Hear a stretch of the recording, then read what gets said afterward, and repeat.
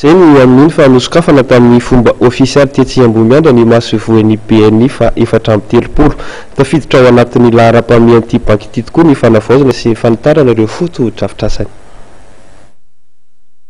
Lanonana rotsosina no nitotsain'ny banky BNI Madagasikara nosokafana tamin'ny fomba ofisialy tokoa ny maso ivoho BNI fa 330 etsy Ampita-Tafika sy ny maso ivoho BNI fa 430 etsy Ambohimeandra. Nametraka laharam-pamehanana vaovao tokoa ny BNI Madagasikara araka ny nambaran'Andriamatoa François Hoffmann, tale général ny banky, dia voalohany amin'izany ny fanavaozana, ny fanarahana ny toetrandro ary ny fanakakezana bebe kokoa ny mpanjifa.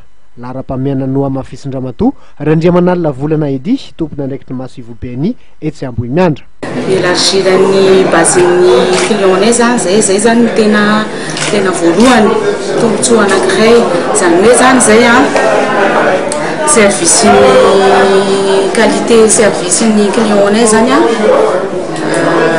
ny zavatra ataonay mahasoanay voalohany zay zany activité ny DG zay ny mahasoanay voalohany amin'izao. Isan'ny tombotsoa lehibe ho andreto maso ivoho BNI vaovao reto ny fokontany misy azy izay azo lazaina ho tanàna mandroso sy miroborobo tokoa amin'izao fotoan'izao. Nambaran'Andriamatoa François Hoffmann, tale général ny BNI fa maso ivoho BNI miisa 10 hafa no kasainy nosokafana mandritra ity taona 2024 ity manerana nosy.